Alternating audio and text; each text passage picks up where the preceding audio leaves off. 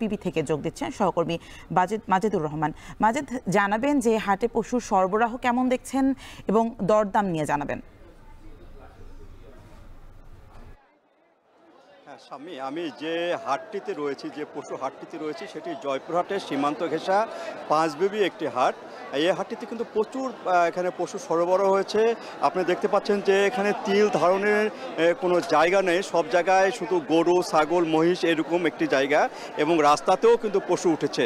আর এবারে যে হাটটিতে যে বৈশিষ্ট্য সেটি হলো, এবারে কিন্তু এই হাটে কোনো ভারতীয় গরু দেখা যাচ্ছে না। প্রত্যেক বছরই কিন্তু এই হাটে কিন্তু প্রচুর পরিমাণে ভারতীয় গরু এখানে আসে, কিন্তু এবারে কিন্তু একটিও ভারতীয় গরু এখানে দেখা মেলেনি। দেশীয় যে গরুগুলো রয়েছে সেই গরুগুলোই এখানকার চাহিদা মেটাচ্ছে। এখানকার যদি পরিসংখ্যান একটু বলি, যে জয়পুরহাটে এবারে 3,16,000 গরুর প্রস্তুত হয়েছে, মানে গবাদি পশু প্রস্তুত হয়েছে।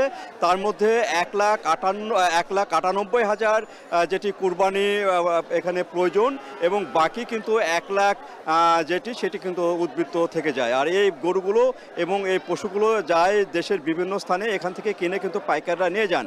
আর দরদাম নিয়ে যদি বলি, সেটি দরদামে এখানে কিন্তু এবারে যে পশুর দরদাম, বিশেষ করে গরুর যে দরদাম, সেটি কিন্তু গত বছরে যে দরদামটি ছিল তেমনই দরদাম আছে, নতুন করে কোনো দরদাম বাড়েনি। বরং অনেক ক্ষেত্রে যারা বিক্রেতা তারা কিন্তু অভিযোগ করছে যে গত বছর তুলনায় এবারে অনেকটা দাম কম, যাতে করে তাদের খুব একটা লাভ হচ্ছে না। যে এরকম লাভ হওয়ার কথা তেমন কিন্তু লাভ হচ্ছে না।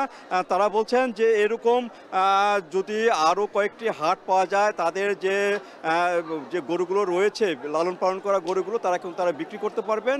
এবং আজকে যেমন হাটটি জমেছে, পরে আরও যে 2 দিন 3 দিন রয়েছে তেমনই এই হাটটি জমবে, এবং এখানে কিন্তু বেচাকেনা বেশ ভালোই হচ্ছে, এবং শেষ দিন পর্যন্ত, শুক্রবার পর্যন্ত কিন্তু বেচাকেনা তেমনই হবে বলে মনে করছেন এখানে ক্রেতা বিক্রেতা। তো স্বামী, এই ছিল আমার কাছে জয়পুরহাটে পাঁচবিবি যে পশুর হাট, সেখান থেকে সর্বশেষ। জয়পুরহাটের পাঁচবিবি থেকে পশু বেচাকেনার সর্বশেষ পরিস্থিতি জানাচ্ছিলেন সহকর্মী মাজেদুর রহমান।